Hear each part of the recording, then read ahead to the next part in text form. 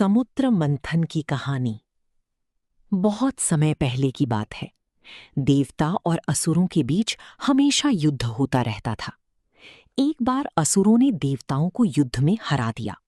देवता कमजोर हो गए और उनका तेज भी कम होने लगा। परेशान होकर सभी देवता भगवान विष्णु के पास पहुंचे। देवताओं ने कहा, प्रभु, असुरों की शक्ति दिन ब दिन बढ़ती जा रही है। अब हमें बचाने का उपाय बताइए। भगवान विष्णु कुछ देर मुस्कुराए और बोले, यदि तुम अमृत प्राप्त कर लो तो फिर कभी कमजोर नहीं पड़ोगे। लेकिन अमृत आसानी से नहीं मिलेगा। उसके लिए क्षीर सागर का मंथन करना होगा। इस काम में तुम्हें असुरों की भी सहायता लेनी पड़ेगी।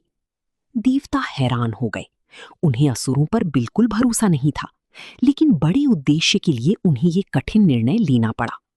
देवता असुरों के राजा बलि के पास गए और बोले, समुद्र मंथन से अमृत निकलेगा। यदि हम मिलकर काम करें तो अमृत सबको मिल सकता है। अमृत का नाम सुनते ही असुर तैयार हो गए। अब समुद्र मंथन की तैयारी शुरू हुई। मंदराचल पर्वत को मथनी बनाया गया और नागराज वासुकी को रस्सी। देवता वासुकी की पूंछ की ओर खड़े हुए और असुर उसके फन की ओर। लेकिन जैसे ही मंथन शुरू हुआ, मंदराचल पर्वत समुद्र में डूबने लगा। तब भगवान विष्णु ने कच्छप अवतार लिया। वे एक विशाल कछुए का रूप धारण करके समुद्र के नीचे चले गए और अपनी पीठ पर पूरे पर्वत को संभाल लिया। अब फिर से मंथन शुरू हुआ। देवता और असुर पूरी शक्ति से समुद्र मंथन करने लगे। कभी असुर जोर लगाते, कभी देवता। कई दिनों तक मंथन चलता रहा। सबसे पहले समुद्र से भयंकर विष निकला। उसका नाम था हलाहल। उसका धुआं इतना जहरीला था कि पूरे संसार में भय फैल गया। देवता और असुर दोनों डर गए। तभी सभी भगवान शिव के पास पहुंचे। संसार को बचाने के लिए भगवान शिव ने वो विष अपने कंठ में धारण कर लिया। विष के प्रभाव से उनका गला नीला पड़ गया और तभी से वे नीलकंठ कहलाए। इसके बाद समुद्र से एक एक करके कई अद्भुत वस्तुएं निकलने लगी। कामधेनु गाय, उच्चैश्रवा घोड़ा, ऐरावत हाथी, कौस्तुभ मणि और देवी लक्ष्मी प्रकट हुई। देवी लक्ष्मी ने भगवान विष्णु को अपना पति चुना। मंथन लगातार चलता रहा।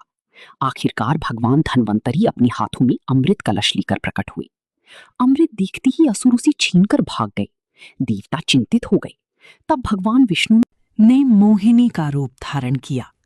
मोहिनी इतनी सुंदर थी कि सभी असुर उसे देखते ही मोहित हो गए। मोहिनी बोली, यदि तुम चाहो तो मैं अमृत सब में बराबर बांट सकती हूँ। असुर तुरंत मान गए। मोहिनी ने चतुराई से देवताओं को अमृत पिला दिया।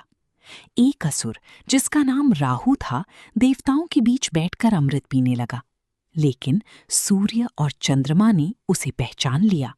भगवान विष्णु ने तुरंत अपना सुदर्शन चक्र चलाकर उसका सिर धड़ से अलग कर दिया। क्योंकि राहु ने अमृत की कुछ बूंदें पी ली थीं, इसलिए उसका सिर अमर हो गया। इस तरह देवताओं को अमृत प्राप्त हुआ और उनकी शक्ति वापस लौट आई। असुर हार गए और देवताओं ने फिर से स्वर्ग पर अधिकार कर लिया। इस कहानी से हमें ये सीख मिलती है कि बड़े लक्ष्य को पाने के लिए धैर्य, मेहनत और सहयोग बहुत जरूरी होता है। कभी कभी कठिन परिस्थितियों में अपने शत्रुओं के साथ भी मिलकर काम करना पड़ता है। साथ ही सफलता पाने के रास्ते में कई कठिनाइयां आती हैं, लेकिन जो धैर्य नहीं छोड़ती, अंत में जीत उन्हीं की होती है। वीडियो और हमारी चैनल बोबो लैंड टेल्स को लाइक, शेयर और सब्सक्राइब जरूर करें फॉर मोर नॉलेजेबल, पावरफुल और एंटरटेनिंग हिंदी एनिमेटेड स्टोरीज। अपना ख्याल रखें और स्टोरीज का मजा लेते रहें।